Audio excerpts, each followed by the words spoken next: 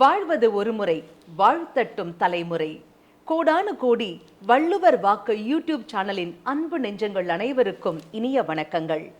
நம்ம பார்த்தீங்கன்னா கஷ்டப்பட்டு ஓடி ஓடி உழைச்சு கொஞ்சம் கொஞ்சமா குருவி சேர்க்கிற மாதிரி காசு சேர்த்து ஆசையா ஒரு வீடு கட்டுறோங்க. ஆனா சிலர் என்ன சொல்றாங்கன்னா, அந்த வீட்டுல பாத்தீங்கன்னா ஒரு 3 தலைமுறைக்கு அப்புறமா வசிச்சாக்க அவங்க வாழ்க்கை சிறக்காது அப்படின்னு சொல்றாங்களே. இதை கேட்கும் போதே மனசு வலிக்குது இல்ல. நமக்கு அடுத்து வருகின்ற அந்த தலைமுறைக்காக தான் நம்ம ஆசையா கனவு இல்லத்தை கட்டுறோம். அப்படி இருக்கும்போது நம்முடைய ஆசை இல்லம் அவங்களுக்கு நல்ல ஒரு வாழ்க்கையை அளிக்காதா? இது எப்படி நெகட்டிவா போகும்? இதற்கு ஏதாவது மாற்று முறை இருக்கா?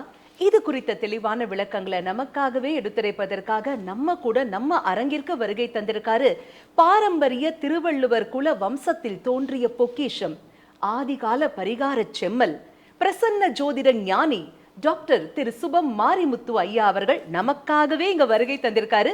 வாங்க நேயர்களே, ஐயாவை மீட் பண்ணுவோம். வணக்கம் ஐயா. அம்மா வணக்கங்கம்மா. வணக்கம் அனைவருக்கும் வணக்கம். பாரம்பரிய திருவள்ளுவர் குல வம்சம், பிரசன்ன ஜோதிடர் சுபம் மாரிமுத்து, திருப்பூர்லேருந்து இந்த பதிவு உங்களுக்காக. அம்மா சொல்லுங்கம்மா. ஐயா நீங்க சொல்லுங்க ஐயா. சிலர் என்ன சொல்றாங்கன்னா, நாம ஆசையா நமக்கு அடுத்து வருகின்ற நம்ம பசங்க, நம்ம பேர பசங்க, அவங்க பிள்ளைங்க அப்படி எல்லாரும் இந்த வீட்டுல வாழணும்னு ஒரு ஆசையோட ஒரு வீடு கட்டுறோங்க ஐயா, கனவு இல்லத்தை கட்டுறோம். ஆனா அந்த இல்லம் பாத்தீங்கன்னாக்கா 3 தலைமுறைக்கு அப்புறமா அங்க வசிச்சாங்கன்னா அவங்களுடைய வாழ்க்கை அங்க அவ்வளவு சிறப்பா இருக்காதுன்னு சொல்றாங்களே. நம்முடைய ஆசை முழுவதும் அங்க இருக்கும் போது எப்படி அந்த குழந்தைங்களை அது பாதிக்கும்? அற்புதமான கேள்விங்க. இந்த உலக மக்கள் நலனுக்காகவும் இனிமேல் வரக்கூடிய தலைமுறைக்காகவும் இந்த கேள்விக்கு ஒரு அற்புதமான ஒரு விளக்கத்தை இந்த பதிவில் உங்களுக்காக. அதாவதுங்கம்மா, இப்போ பார்த்தீங்கன்னா நம்ம முன்னோர்கள் அந்த காலத்தில் பார்த்தீங்கன்னா அவங்கவுங்க இடமெல்லாம் நிறைய வாங்கி வச்சுருப்பாங்க. என்றைக்காவது ஒரு நாள் வீடு கட்டினா தான் அவங்களுக்கு மதிப்பு இருக்கும். பார்த்துருக்கீங்களா? அந்த காலத்தில் இந்த குடிசை வீடு போட்டிருந்தா ஒரு தனி மரியாதை, ஒரு கார வீடு போட்டிருந்தாங்கன்னா ஒரு தனி மரியாதை, இப்படி எல்லாம் அந்த காலத்தில் இருக்குங்க. அதில் எல்லாம் போய் அவங்க பார்த்து ஒரு வீடு கட்டுறாங்க. இந்த வீடு கட்டி அவர் ஒரு தாத்தா ஒரு வீடு கஷ்டப்பட்டு கட்டுறார். எதற்காக அப்படின்னா, நமக்கு அப்புறம் நம்மளுடைய மகன் நல்லா வாழணும், அதுக்கப்புறம் நம்ம பேரை நல்லா வாழணும், இப்படியெல்லாம் அவங்க ஒரு பெரிய மனக்கோட்டை கட்டி இந்த உலகத்தில் அவங்க அன்றைக்கி வாழ்ந்த வாழ்க்கை என்னென்னு கேட்டிங்கன்னா, வீடு கட்டி அதில் குழந்தைகளை பிறந்தவங்களுக்கு எல்லாத்துக்கும் கல்யாணம் பண்ணி வச்சுட்டாங்கன்னா அவங்க கடமை முடிஞ்சுது. ஆமாம் இல்லைங்களா? அதுக்காகவே அந்த காலத்தில் இருக்கிற பள்ளி பாடசாலையில் போய் அவங்கள அந்த வீட்டுக்கு படிக்க வச்சுட்டு அந்த வாழ்ந்துட்டு வயசு ஒரு 25-30 வயசு ஆனால் ஒருத்தருடைய வீட்டில் ஒரு பொண்ணு கேட்டு கட்டி இனி அடுத்த தலைமுறை வாழணும் அப்படின்னு அந்த தாத்தா அவருடைய வாரிசுக்கு அதை நினைப்பார். அவர் இன்னொருத்தர் கல்யாணம் பண்ணி என்ன பண்ணுவார், அவர் குழந்தைய பெற்று அந்த தாத்தா கட்டின வீடுப்பா இது அப்படின்னு சொல்லி அவர் இந்த சொத்தை காமிச்சு கொடுப்பார். இப்படி அப்பா மகன் பேரை இந்த 3 தலைமுறைகள் ஒரு காலத்தில் வாழ்கிறாங்க இல்லைங்களா? இந்த 3 தலைமுறை அவங்க வாழ்ந்தாங்கன்னா அதில் பிறப்பும் இறப்பும் எல்லாம் இருந்திருக்கும் இல்லைங்களா? ஆமாங்கய்யா. எத்தனையோ பேர் பிறந்திருப்பாங்க, வயசாகிட்டா எத்தனையோ பேர் காலமாகிருப்பாங்க. அப்படி காலமாகி அந்த இடத்துல மண்ணில் சந்தோஷமான வாழ்க்கையும் ஒரு காலம் இருந்திருக்குங்க, பாண்டவர் பூமி மாதிரி. அப்போ எல்லா மகிழ்ச்சியோடு வாழ்ந்து அந்த தாத்தா சொல்லிட்டு போவாருங்க, காலத்துக்கும் இந்த பூமி நான் கஷ்டப்பட்டு நான் இந்த பூமியை நான் சேர்த்தி வச்சுருக்கேன், என்னோடய காலத்தில் இந்த பூமியை வச்சு நீங்கள் தலைமுறையாக வாழுங்க. அப்படியே வாழும்போது அந்த இடத்த எப்பப்போ அதையை சுத்தப்படுத்தி அதை வீட்டை கோயிலாக மாற்றி நீங்கள் நிம்மதியாக வாழ்கிறீங்களோ அது வரைக்கும் என்னோடய ஆசீர்வாதம் இருக்குதுன்னு அவர் இந்த வீட்டை விட்டுட்டு அவர் காலமாயிடுவார் இல்லைங்களா? அதுக்கு அடுத்தபடியாக அவருடைய வாரிசு அவர் 100 வருஷம் 120 வருஷம் காலமாயிடுவார். அதுக்கப்புறம் இன்னொரு தலைமுறை பேரை வருவார். இது அப்படியே இவங்க வரும்போது கிட்டத்தட்ட பார்த்திங்கன்னா திருமணம் ஆகும்போது 2 பேர் தான் இருப்பாங்க. அவங்களுக்கு ஒரு 5 குழந்தை 6 குழந்தை 10 குழந்தை. அந்த காலத்தில் 16 பெற்று பெருவாழ்வு வாழ்னு வாழ்ந்தாங்க. என்னங்கம்மா? ஆமாங்க ஐயா. அன்னைக்கு சொன்னதே 16 செல்வங்களையும் பெற்று பெருவாழ்வு வாழணும்னு சொன்னாங்க. அப்போ இந்த 16 செல்வங்கிறது அந்த காலத்தில் 16ன்னா அவருக்கு பிறந்தது 16ங்கும் போது ஒரு ஊர் கிராமமே ஒரு பேர் சொல்லும் பிள்ளையா வாழ்ந்திருப்பாங்க இல்லைங்களா? சரி, அப்போது அந்த ஊரில் இருந்து வேற ஊருக்கு பட்டணம் போய் பிழைக்க முடியாது, எங்கேயாவது ஒரு பக்கம் போய் வாழ முடியாது. அப்போ அந்த மண்ணிலேயே வாழணும் அப்படின்னா அவர் காலத்தில் அந்த வீடு கட்டி மழை வேஞ்சு ஒழுகி எப்படியோ இருக்கும். அதை ஆல்ட்ரு பண்ணி அவர் மகன் தாத்தா சொல்லிட்டாரேங்கிறதுக்காக அவர் கொஞ்சம் ஆல்ட்ரு பண்ணி இருப்பார். அதுக்கு அடுத்தபடியாக பேரன் எனக்கு இது அப்பா தாத்தாவோடது பூர்வீக சொத்து அப்படின்னு சொல்லி அவர் இருப்பார். ஆனால் அந்த பேரனுக்கு கல்யாணமாகி 3 தலைமுறைக்கு அப்புறம் இன்னொரு பையன் ஒரு ஆண் வாரிசு பிறந்தால் 4வது தலைமுறை வந்து அந்த வீட்டை தரமட்டம் பண்ணி புதுசாக அவர் தெரிஞ்சு கட்டணுங்கிறது ஒரு விதி உண்டு. ஏங்கய்யா அப்படி?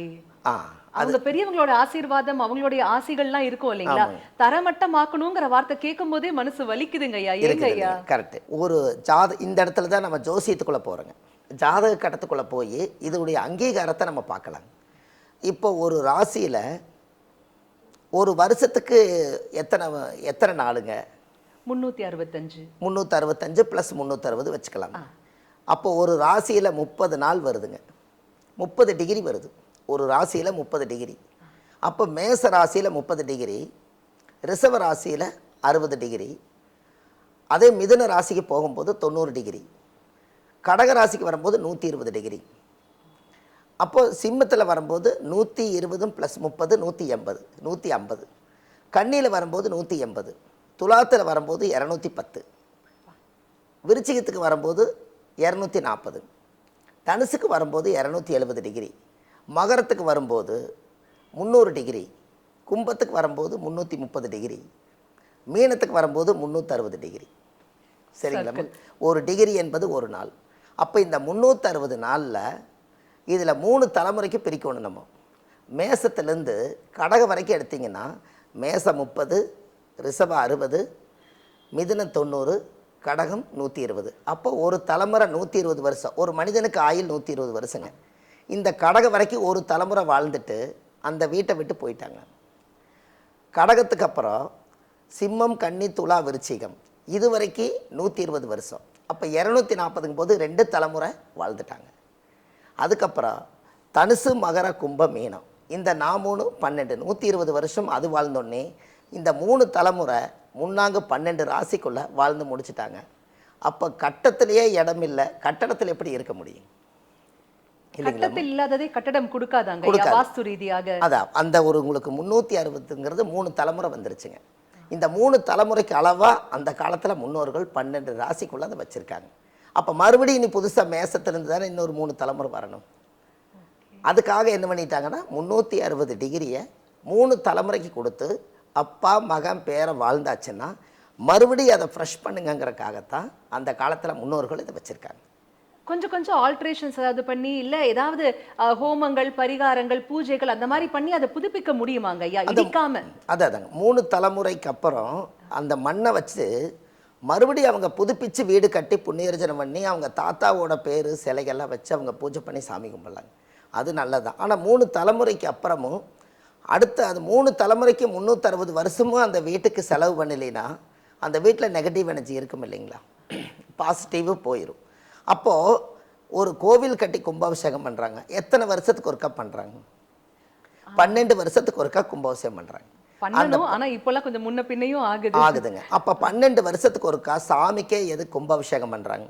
அந்த 12ங்கிறத நம்ம 120ங்கிற சைபரை எடுத்துகிட்டு அதுவும் 12 தான் இல்லைங்களா? அந்த 12 நட்சத்திரமாக அங்கே வந்துடுது. அப்போது என்ன அப்படின்னு கேட்டிங்கன்னா அந்த கோவில்லிங்கோட தலைமுறையாக வாழ்ந்துட்டு அந்த கோவிலில் இருக்கக்கூடிய நெகட்டிவ் எனர்ஜி எல்லாம் கோயிலுக்குள்ளே வர்றவங்க சாமிக்கு நம்ம அர்ச்சனை பண்ணும்போது ஒரு எச்சி தெரிக்கலாம், அங்கே தூங்கி எந்திரிச்சிருப்பாங்க, அங்கே யாராவது வயசானவங்க காலமாக இருப்பாங்க, அந்த இடத்துல நெகட்டிவ் எல்லாம் கொடுமைகளை நிறைய பற்றி கோயிலில் வந்து தான் பேசுவாங்க, சாமிகிட்ட வந்து தான் குறைகளை சொல்லுவாங்க. அப்போ எல்லா நெகட்டிவும் ஸ்டோரேஜ் ஆகி சாமியோட கருவறையில் தான் டெபாசிட் ஆகுது. அப்போ இதைய 12 வருஷம் வரைக்கும் எவ்வளோ ஸ்டோரேஜ் ஆகுங்க? இப்போ நான் உங்ககிட்ட வந்து ஒரு 10 கேள்வி வைக்கிறேன், 10 கேள்விக்கு பதில் சொல்லினாலே நம்மளால் தாங்க முடியல. அப்போ ஒரு நாளைக்கு ஒவ்வொருத்தரும் ஒரு கேள்வி வச்சு கோடான கோடி மக்கள் சாமி கிட்ட கொண்டு போய் கேள்வி வைக்கிறாங்க. இத்தனை நெகட்டிவ் கர்மாவையும் சாமி தான் ஏற்றுக்குது. அப்போ இந்த சாமிக்கு என்னைக்கு பரிகாரம் நடக்கும்? அப்போ சாமி வந்து அந்த ஸ்டோரேஜ் பண்ண நெகட்டிவ் எல்லாம் வெளியேற்றோன்னா அவங்களுக்கு ஒரு நாள் என்ன பண்ணுறாங்கன்னா அந்த கோவிலை சுற்றி எல்லா வர்ணம் பூசி வலித்து சாமி சிலைகளுக்கெல்லாம் பின்னமெல்லாம் இருக்கிறதையெல்லாம் சரிப்படுத்தி பழசெல்லாம் எடுத்து புதுசாக மாற்றி அந்த கோபுரத்துக்கெல்லாம் பஞ்சவர்ண கலர் பூசி அர்ச்சகரை கூட்டிகிட்டு வந்து அவங்க விரதம் இருந்து முறையாக புனித கலசத்தில் தீர்த்த ஊற்றி வச்சு அவங்க உள் மனசில் இருந்து ஆழ்ந்து வேதம் படித்து அந்த புனித நீரை கொண்டுட்டு போய் அந்த கும்பத்தில் சேர்த்தி அந்த கும்பத்துக்கே அபிஷேகம் பண்ணுறதுனால அது கும்பாபிஷேகம் என்று பொருள். அருமை ஐயா, அருமை இல்லைங்களா? அப்போ அந்த கும்பாபிஷேகம் அந்த சிலை மேலே ஊற்றுறதும் அந்த கலசத்து மேலே ஊற்றும் போதும் அந்த சாமி அன்னைக்கு தான் குளிர்ச்சி ஆகுதுங்களா. அதே போல தான் நாமளும் 3 தலைமுறைக்கு, நாமளும் 12 வருஷத்துக்கு ஒருக்கா நம்ம வீட்லேயும் ஒரு பூஜை புனஸ்தானங்கள், வீட்டில் வருஷத்துக்கு ஒருக்கா கணபதி ஹோமங்கள், இப்படியெல்லாம் பண்ணுனா அந்த கோவிலில் இருக்கக்கூடிய புனித சக்தி வாழும் வீட்டுக்கும் வருமா இல்லைங்களா? நிச்சயமா. முதல்ல பெயிண்ட் அடிக்கணும் வீட்டுக்கு. பல பேர் வீட்ல அது பண்றதே கிடையாதுங்க ஐயா. ஆமாங்கம்மா. ஐயா, இந்த மாதிரி எல்லாம் பண்ணி தக்க வச்சுக்க முடியுமா? இடிக்காம தக்க வச்சுக்க முடியுமா? ஆமாங்கம்மா. இப்போ அந்த காலத்தில் 3 தலைமுறைக்கு அப்புறம் அதை எல்லாத்தையும் ஆல்ட்ரு பண்ணி அந்த மண்ணை, பழைய மண்ணை எடுத்துட்டுங்க கொஞ்சம் கட்டடத்தில் இடத்துக்களை எல்லாம் மாற்றி அஸ்திவாரங்கள் போட்டு கட்டிக்கலாங்க. இது நம்ம இடித்தாலும், அது இடித்தாலும் ஆல்ட்ரு பண்ணினாலும் 3 தலைமுறைக்கு அப்புறம் அதில் இருக்கக்கூடிய அந்த பிறப்பு இறப்பு தோஷங்களை மாற்ற முடியாது இல்லைங்களா? அந்த முன்னோர்கள் அந்த காலத்தில் கொடுத்த விஷயமே அந்த பிறப்பு இறப்பு தோஷங்கள். இப்போ ஒருத்தர் அங்கே காலம் ஆயிட்டாங்க, ஊரே சேர்ந்து அங்கே வந்து உட்காந்து அழுதுருப்பாங்க. அதே ஒரு கல்யாணம் நடந்திருக்குங்க, ஊரே சேர்ந்து அங்கே வந்து தான் மகிழ்ச்சியாக கொண்டாடி இருப்பாங்க. அப்போ நல்லதும் கெட்டதும் தன்னுடைய மனையில் தானே அது நடந்திருக்குங்க. அந்த காலத்தில் ஏதுங்கம்மா கல்யாண மண்டபம்? வீடே பெருசாக கட்டியிருப்பாங்க, அவங்க உறவுக்காரர்களுக்கே அந்த வீடு சரியாக இருக்குது. நிறைவு குறைவு எல்லாமே அந்த இடத்துல தான் உட்காந்து பேசியிருப்பாங்க. அப்படியெல்லாம் வாழ்ந்த வாழ்க்கை பாண்டவர் பூமி மாதிரி. ஒவ்வொரு வீட்லேயும் அன்றைக்கி அந்த காலத்தில் ஒரு உறமனை, ஒரு வீட்டில் ஒரு விசேஷம்னா 1 வாரத்துக்கு முன்னாடியே வந்து தங்கிடுவாங்க. எல்லாம் வந்து உட்கார்ந்து அவங்கவுங்களுடைய மனசிலிருந்து வரக்கூடிய குறைகளை எல்லாம் பேசி நிறைவாக்கி, கவலைப்படாத, நாங்கள்லாம் இருக்கோம், நீ ஏன் கவலைப்படுற, அப்படியெல்லாம் பேசி எல்லாம் அந்த வீட்டில் தான் அந்த துக்கத்தை எல்லாம் ஓரமாக ஒதுக்கி வச்சுட்டு நிம்மதியாக தூங்கி எந்திரிச்சு போயிருப்பாங்க. அப்போ ஒரு 3 தலைமுறைக்கு அந்த வீடு வந்து ஒரு டெம்பரேச்சர் உண்டுங்க. ஒரு கட்டடத்துக்கு எப்படிங்க ஒரு கால அளவு சொல்கிறோம், அதுபோல் 3 தலைமுறைக்கு அந்த ஒரு பவர். அந்த 3 தலைமுறைக்கு அப்புறம் அவங்க வீட்டை மாற்றி ஒரு இடத்த வீடு கட்டி அதுக்கு ஒரு புண்ணிய அர்ச்சனை பண்ணணும். அது எப்படி பண்ணணுங்க ஐயா? என்னங்கம்மா? அந்த புண்ணிய அர்ச்சனை சொன்னீங்க இல்லைங்களா, அது செய்யக்கூடிய சரியான வழிமுறை. ஏன்னா நீங்க வந்து ஆதிகால பரிகாரத்துல வந்து மிகப்பெரிய ஒரு வித்வான் இல்லைங்களா, அதனால உங்ககிட்ட நான் இந்த கேள்வி கேட்கிறேன். ஏன்னா வேற யாராலையும் இதற்கு சரியான ஒரு விளக்கம் கொடுக்க முடியுமான்னு எனக்கு தெரியல. புண்ணிய அர்ச்சனை அப்படிங்கிறது செய்யக்கூடிய சரியான முறை, வழிமுறை என்ன, எங்களுக்காக சொல்லுங்க. ஆமாங்கம்மா, கண்டிப்பாங்கம்மா. அதாவது அந்த புண்ணிய அர்ச்சனை அந்த 3 தலைமுறைக்கு அப்புறங்க அந்த அது எல்லாத்தையும் அந்த வீட்டை எல்லாம் சுத்தப்படுத்திட்டு அந்த இடத்துல நம்ம ஒரு அளவுகோலெல்லாம் வச்சு அவங்க வீடு கட்டுவாங்க. இந்த வீடு கட்டும்போது முதல்ல அது காலி இடமா தான் இருக்குங்க. அந்த காலி இடத்த எனக்கு இது பெட்ரூம் வேணும், எனக்கு இது கிச்சன் வேணும், இது ஹால் வேணும், இது எனக்கு போர்ட்டிகோ வேணும், இது கார் பார்க்கிங் வேணும்னு பார்த்து பிளான் பண்ணி நம்ம கட்டுறோம். இதெல்லாம் கட்டி அதுக்குள்ளே இன்றைக்கி இருக்கக்கூடிய எல்லா ஆடம்பரமான வசதிகள் எல்லாமே இந்த உலகத்துக்கு இதை கொண்டு வந்துட்டாங்க. எல்லா வசதிகளும் இருந்துச்சுங்க. அப்போ அப்படியெல்லாம் இருந்து அந்த வீடு வந்து ஒரு புண்ணிய அர்ச்சனை பண்ணலாங்கும் போது வீடெல்லாம் கட்டுறக்கு 1 வருஷம் 2 வருஷம் ஆகி அந்த ஊரில் இருக்கக்கூடிய எல்லா ஜனங்களையும் கூட்டிகிட்டு வந்து அன்றைக்கி ஒரு நாள் நான் வீடு கட்டிக்கிறேன், இதுதான் என்னுடைய அங்கீகாரம், நான் வாழ்ந்த வாழ்க்கைக்கு இந்த இடத்துல நான் ஒரு இடத்த வாங்கி நான் இந்த வீட்டை கட்டி நான் முழுசாக இந்த பூலோகத்தில் நான் நிம்மதியாக இங்கே தான் எங்கே இருந்தாலும் இங்கே தான் இருக்க போகிறேன் அப்படிங்கிற ஒரு மனை அப்படிங்கிறது அவங்களுக்கு ஒன்று அமைஞ்சிருது. இந்த வீட்டுக்கு எல்லாரும் வருவாங்க, ஜனங்கள்லாம் வருவாங்க. வந்து எல்லாரும் வீடெல்லாம் இவ்வளவு நல்லா கட்டியிருக்கிறாங்க, வசதியாக பண்ணியிருக்கிறாங்க, இவங்களுக்கு வருமானங்கள் நிறையா வந்திருக்கும், கண்ணுப்படும், கண்டிஸ்டி இருக்கும், எவ்வளோ பெரிய வீடு கட்டியிருக்காங்க. இப்படியெல்லாம் மனிதர்களுடைய இந்த கண்களுக்கு ஒரு சக்தி அதிகமாக உண்டுங்க. இப்போது நீங்கள் மொட்டை மாடியில் போய் படுத்து அண்ணாந்து பார்த்தீங்கன்னா நட்சத்திரம் வந்து நம்ம கண்ணுக்கு தெரியுது, கரெக்டு தானுங்கம்மா? ஆமாங்க ஐயா. நட்சத்திரத்தினுடைய லைட்டாக கண்ணுக்கு தெரியுது. அப்போது 10,000 கோடி மைலுக்கு அந்த பக்கம் இருக்கக்கூடிய நட்சத்திரமே நம்ம கண்ணுக்கு தெரியுதுன்னா பக்கத்தில் 10 அடியில் இருக்கக்கூடிய கண்களுக்கு எவ்வளோ பவர் இருக்குன்னு சொல்லுங்கள். ஆமாங்க ஐயா, கல்லடி பட்டாலும் பரவாயில்ல, இந்த கண்ணடி மட்டும் படவே கூடாது. அதுதானுங்க. அப்போது அவங்களுடைய பார்வையோட அந்த கண்ணிலிருந்து ஒரு அலைவரிசை இந்த வீட்டு மேலே போய் மோதி அந்த இடத்துல ஸ்டோரேஜ் ஆகுங்க. நல்ல பார்வையாக இருந்தால் அது நல்லதாக ஸ்டோரேஜ் ஆகும், தீய பார்வையாக இருந்தால் அந்த தீய பார்வை ஸ்டோரேஜ் ஆகும். அப்போ அந்த காலத்தில் அப்படி வீடெல்லாம் கட்டி அதுக்கு தான் கிரக பிரவேசம்னு அந்த காலத்தில் எல்லாத்தையும் கூப்பிட்டு அக்னி சாட்சியாக ஒரு யாகம் பண்ணணுங்கிறதுக்காக அதை பண்ணுவாங்க. அப்போ அந்த கிரக பிரவேசம்னா என்ன பொருள்னு கேட்டிங்கன்னா, நவக்கோள்கள் பஞ்சபூதத்தில் எங்கேயோ உலாவிட்டு இருக்குது. ஒரு அர்ச்சகர் வந்து அந்த வீட்டுக்குள்ளே போய் அந்த இடத்த பஞ்சகாவியத்தை தொளிச்சு அந்த செங்கல்லை எடுத்து ஒரு 58 கல் 108 கல் வச்சுங்க 9 நவகிரகத்தை அவர் அழைப்பார். சூரியாய நமக, சந்திராய நமக, செவ்வாயாய நமக, புதனாய நமக, குருவாய நமக, சுக்கராய நமக, சனியாய நமக, ராகுவாய நமக, கேதுவாய நமக, இப்படி இவங்களை அழைச்சி அந்த கிரகத்தை பூரா பிடிச்சு வீட்டுக்குள்ளே பிரவேசம் பண்ணுறதுக்காக வந்தது தான் கிரக பிரவேசம். அருமை ஐயா, அருமை. ஆனா ஒரே ஒரு சந்தேகம் ஐயா, இப்ப வந்து குரு பகவான் வராரு, சுக்கிர பகவான் வராருன்னா கேட்கவே சந்தோஷமா இருக்கு. சனி பகவானும் ராகுகேது பகவானும் கூடியே வராங்கன்னா கொஞ்சம் பயமாவும் இருக்குங்க ஐயா. அதாங்கம்மா, ஜாதக கட்டத்துக்குள்ள நவகிரகங்கள் நம்மளுக்கு சனி பகவான் நமக்கு பயமாக இருந்தாலும் கூட அந்த வாழ்கிற வீட்டுக்காருக்கு சனியே யோகமாக இருந்தால் நீங்கள் என்ன பண்ணுவீங்க? அருமை அருமை ஐயா. என்னங்க, இப்போ இந்த லக்கணக்காருக்கு இந்த சனி திசை யோகம்னு நம்ம சொல்கிறோம். அது 19 ஆண்டு காலம் அவர் இடம் வாங்கி வீடு வாசல் கட்டி தொழில் அமைச்சு அந்த 19 வருஷத்துக்குள்ளே தான் அவர் ஸ்டாண்டர்ட் ஆகிருப்பார். இப்போ நீங்கள் சனியை கூப்பிடாம விட்டுட்டீங்கன்னா அந்த ஜாதகம் சனி அந்த வீட்டுக்குள்ளே எப்படி வேலை செய்யுங்க? கோச்சுப்பாரு இருக்குது. அப்போ நவகிரகங்களை பொதுவாக ஏன் வச்சுட்டாங்கன்னா, நவகிரகத்தை இன்றைக்கி அந்த காலத்தில் இப்படி ஒரு கேள்வி பிறக்கும்னு தெரிஞ்சு சித்தர்களாட்ட தனித்தனியாக நவகிரகத்தை வச்சுருந்தாங்கன்னா அவங்கெல்லாம் ஆளுக்கு ஒரு மூலையில் போயிருப்பாங்க. அந்த சதுரம் கேந்திரத்தில் கொண்டுட்டு போய் 9 கிரகங்களையும் ஒரு கிரகங்கள் நீ என்ன பாரு உன்னை பாருன்னு சொல்லி சூரியனுக்கு 7ஆம் பார்வை, சந்திரனுக்கு 7ஆம் பார்வை, செவ்வாய்க்கு 4, 7, 8, குருவுக்கு 5, 7, 9, இப்படியெல்லாம் பார்வைகளை வச்சு என் கண் பார்வையிலே இருந்தால் தான் 9 கிரகம் ஸ்டோரேஜ் பண்ணி ஒரு இடத்துல இருந்து நம்ம வேலை செய்ய முடியும்னு பிரபஞ்சமே முடிவு பண்ணியிருக்குது. அருமை அருமை. என்னங்கம்மா, அப்படி இருந்து அந்த வீட்டுக்குள்ளே கிரக பிரவேசம் பண்ணும்போது அந்த நவகிரகங்களுடைய சக்தி அந்த வீட்டுக்குள்ளே என்னைக்கு நம்ம புண்ணியர்ஜனை பண்ணுறோமோ அதுதான் அவங்களுக்கு வந்து எல்லாரும் குழந்தை பிறந்துச்சுன்னா அந்த தேதியை நம்ம நாள் குறித்து பிறந்த நாள் கொண்டாடுறோங்க. என்னைக்காவது ஒரு நாள் நம்ம வீடு கட்டின புண்ணியர்ஜனை பண்ணியிருக்கிறோம், அன்னைக்கு பண்ணின தேதியில் அத்தனை பேர்த்தி கூப்பிட்டு ஒரு வருஷமானால் எல்லாம் சாப்பிட்டு முடிச்சுட்டு என்னைக்காவது நம்ம வீட்டுக்கு ஒரு ஆண்டு விழா கொண்டாடி இருக்கிறோங்களா? இல்லைங்க ஐயா, நிச்சயமா இல்லை.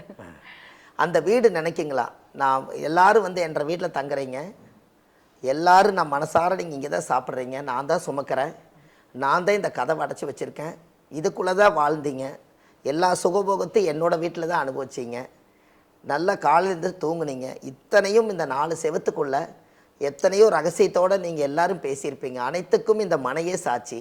ஆனால் இந்த வருஷத்தில் ஒரு நாள் நான் நானாகவே இருக்கேன், என்னை என்னைக்காவது ஒரு நாள் ஒரு பத்தி பொருத்தி தீபம் பொருத்தி என்னை ஏதாவது ஒரு கணவதியோகம் பண்ணி என்ன குளிர்ச்சி பண்ணிக்கிறீங்களான்னு நம்ம வாழும் மனையே கேட்குமா? கரெக்டுங்க ஐயா.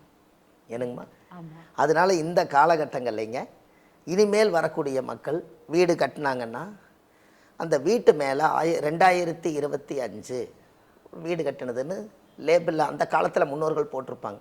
என்னைக்காவது ஒரு நாள் பார்த்தா அந்த கட்டட மேஸ்திரி எழுதியிருப்பாருங்க 1999 கட்டின கட்டடம்னு.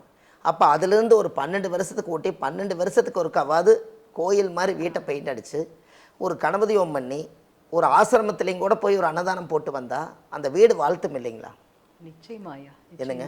அப்போ இனிமேல் வருஷம் நம்ம ஸ்டோரேஜ் பண்ணும்போது சூரியன் 1 டிகிரியில் மேசத்தில் இருப்பார், சுற்றி 360 டிகிரி சூரியன் சுற்றி உலாவி ஒரு வருஷம் வந்துட்டாருன்னா அந்த வீட்டில் ஒரு அர்ச்சகரை கூப்பிட்டு ஒரு சக்தி சிவன் கலசம் வச்சு ஒரு கணபதி ஹோமம் பண்ணி அந்த புனித தீர்த்தை நம்மளும் தெளிச்சிட்டு அந்த வீட்டுக்கும் புனிதப்படுத்திட்டா அன்னைக்கு அந்த ஒரு வருஷத்துக்குள்ளே நடந்ததை அப்போவே நம்ம டேலி பண்ணிடலாம் இல்லைங்களா?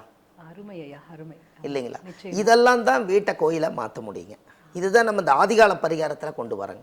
இப்போ நீங்கள் வெள்ளிக்கிழமை ஆச்சுன்னா ஒரு கோயிலுக்கு நம்ம போகிறோங்க, சூடம்பத்தி தேங்காய் வளம் வாங்கிட்டு போய் சாமி கடவுளே எனக்கு தொழில் நல்லா ஓடணும், என் கணவன் மனைவி நாங்கள் ஒற்றுமையாக இருக்கணும், என் குழந்தைகளுக்கெல்லாம் படிப்பு வரணும்னு சொல்லி நீங்கள் வீட்டிலிருந்து கோயிலுக்கு போகிறீங்க.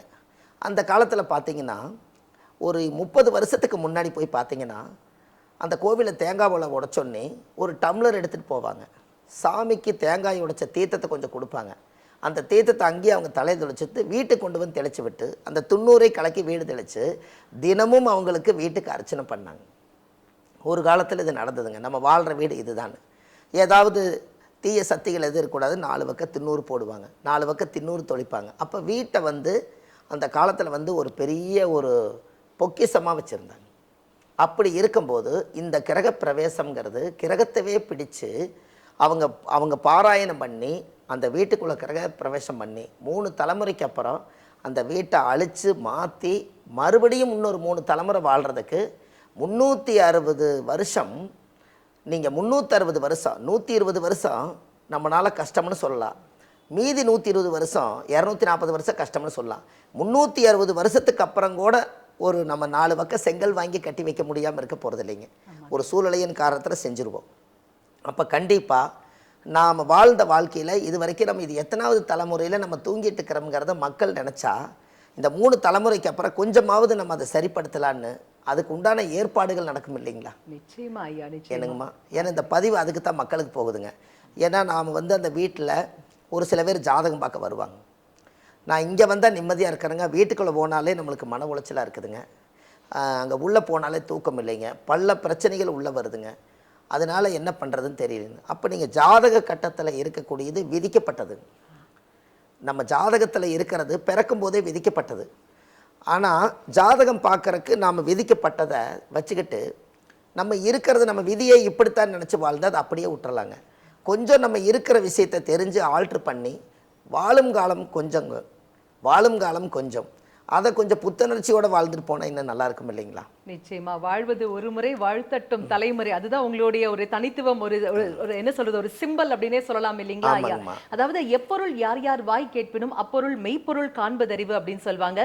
மெய்யும் பொருளும் உணரும் வண்ணம் அற்புதமான தெளிவான விளக்கங்கள் எங்களுக்காகவே கொடுத்தீங்க ஐயா. அதுவும் குறிப்பா பாத்தீங்கன்னா ஒரு வீட்டுல 3 தலைமுறைக்கு அப்புறம் இருக்கக்கூடாதுன்னு சும்மா மேம்போக்கா சொல்லிட்டு போயிடுறாங்க. ஆனா அதற்கு உள்ள இருக்கக்கூடிய அர்த்தம் என்ன, எதனால் அப்படி சொல்லப்படுகிறது, அதுல இருந்தா என்னென்ன மாதிரியான விளைவுகள் ஏற்படும், அதற்கான தீர்வுகளும் என்ன, ரொம்ப சிம்பிளா பண்ணலாம்ப்பா, இங்க போங்க, அந்த ஹோமம் பண்ணுங்க, பரிகாரம் பண்ணுங்க, பூஜை பண்ணுங்கன்னு எக்கச்சக்கமான செலவெல்லாம் வைக்காம ரொம்ப சிம்பிளா உங்க வீடு அப்படிங்கிறது உங்களுடைய தாய் போன்றது, அதை கண்ணும் கருத்துமாக பார்த்து கொள்ளுங்கள் அப்படின்னு அற்புதமான விளக்கம் கொடுத்தீங்க.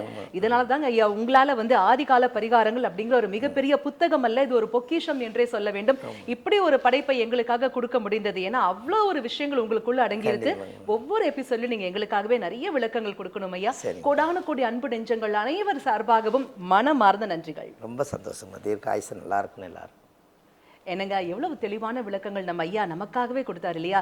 பொதுவா சொல்லுவாங்க கடுகு சிறுத்தாலும் காரம் குறையாது அப்படின்னு. நிறைய செலவே வைக்காம ரொம்ப சிம்பிளா நம்ம வீட்டுக்காக நாம செலவு பண்ணி செய்கின்ற அந்த இல்லம் நம்ம எல்லாரையுமே நமக்கு அப்புறம் வரக்கூடிய தலைமுறையை கூட ரொம்ப அற்புதமா, ஆனந்தமா, ஆரோக்கியமான உச்சகட்ட பிரம்மாண்ட வெற்றி வாழ்க்கையை வாழ செய்யும். அது எப்படி செய்யும் அப்படிங்கிறதுக்கான விளக்கமும் நம்ம ஐயா நமக்காகவே கொடுத்தாரு இல்லையா? இதே மாதிரி அடுத்த பதிவுல இன்னும் சுவாரஸ்யமான விளக்கங்கள் உங்களுக்காகவே காத்துட்டு இருக்கு. அதனால எங்கேயும் போயிடாதீங்க, எங்க கூடவே இணைந்திருங்க. மறக்காம நம்ம வள்ளுவர் வாக்கு யூடியூப் சேனலை லைக் பண்ணுங்க, ஷேர் பண்ணுங்க, சப்ஸ்கிரைப் பண்ணுங்க. மீண்டும் சந்திப்போம். அதுவரை நன்றி, வணக்கம். நன்றி, வணக்கம். பாரம்பரிய திருவள்ளுவர் குல வம்சத்தில் தோன்றிய பொக்கிஷம், ஆதிகால பரிகார செம்மல், பிரசன்ன ஜோதிட ஞானி டாக்டர் சுபம் மாரிமுத்து ஐயா அவர்களால் உருவாக்கப்பட்ட மிகப்பெரிய பொக்கிஷ பெட்டகம்தான் இந்த ஆதிகால பரிகாரங்கள் பாகம் 1. ஒவ்வொருவரும் வாழ்க்கையில பிரச்சனை தீர்வதற்காக அங்க இங்கன்னு எல்லா இடத்துக்கும் ஓடுறோங்க. ஆனா எங்கேயுமே போக வேண்டாம். நம் இல்லத்தில் இருந்தபடியே இந்த ஒரு பொக்கிஷ பெட்டகத்தை நாம் அருகே எடுத்து வைத்துக் கொண்டு இதனை நன்கு கவனித்து பார்த்தாலே போதும், நிச்சயம் நம் வாழ்வின் துன்பங்கள் அனைத்தும் காணாமலே போகும். அந்த அளவிற்கு ஆதிகால பரிகார முறைகள் குறித்த அற்புதமான படைப்புகளை இந்த பொக்கிஷ பெட்டகத்தில் உள்ளடக்கி நம்ம ஐயா டாக்டர் சுபம் மாரிமுத்து அவர்கள் நமக்காகவே கொடுத்திருக்காரு. இது ஒவ்வொருத்தர் வீட்லயும் இருக்க வேண்டிய மிகவும் முக்கியமான ஒரு பொக்கிஷம். ஆக இந்த புத்தக பொக்கிஷம் உங்களுக்கும் வேணும்னா நீங்க உங்க டிவி ஸ்கிரீன்ல கீழே ஸ்க்ரோல் ஆகிற நம்பருக்கு இப்பவே கால் பண்ணுங்க. உங்களை தேடி இந்த பொக்கிஷம் உங்கள் இல்லத்திற்கே வரும். எல்லோரும் எல்லாமும் பெற வேண்டும், இல்லாமை இல்லாத நிலை வேண்டும், வாழ்வது ஒரு முறை, வாழ்த்தட்டும் தலைமுறை. அனைவருக்கும் வணக்கம். பாரம்பரிய திருவள்ளுவர் குலவம்சம், பிரசன்ன ஜோதிடர் சுப மாரிமுத்து, திருப்பூர் இருந்து இந்த பதிவு உங்களுக்காக. இன்றைக்கு வள்ளுவர் வாக்கு யூடியூப் சேனலை உலகம் பூரா நிறைய பேர் மக்கள் பார்க்குறாங்க. வள்ளுவர் வாக்கு யூடியூப் சேனலில் நீங்கள் போய் பார்த்தீங்கன்னா ஒரு 1300 பரிகாரங்கள், ஆதிகால பரிகாரங்கள் நிறைய கொடுத்துருக்கேன். எல்லா மக்களுக்கும் பயனுள்ள தகவலாக இருக்குது. உங்களுக்கும் ஏதாவது முக்கியமானது தேவைப்பட்டால் வள்ளுவர் வாக்கு யூடியூப் சேனலில் போய் பார்த்தீங்கன்னா உங்களுக்கு நிறைய விஷயங்கள், நல்ல நல்ல விஷயங்கள் கிடைக்கும். ஒரு பரிகார கோவில் கிடைக்கும். தினமும் உங்களுக்காக இந்த ஒரு விஷயத்தை செய்து கொண்டிருக்கேன். வாழ்க்கையில் ஒரு மிகப்பெரிய பொக்கிஷமான விஷயங்கள் எல்லாம் எழுதி கொண்டு வந்துட்டுருக்கேன். இது எல்லாமே ஆதிகால பரிகாரம் வள்ளுவர் வாக்கு யூடியூப் சேனலில் போய் நீங்கள் ஒரு சப்ஸ்கிரைப் பண்ணி வச்சுக்கோங்க. அதில் இருக்கக்கூடிய நிறைய விஷயங்களை மக்களுக்கு பரிமாற்றம் செய்யுங்க. நல்லதே நடக்கும். வாழ்வது ஒரு முறை, வாழ்த்தட்டும் தலைமுறை. நன்றி, வணக்கம்.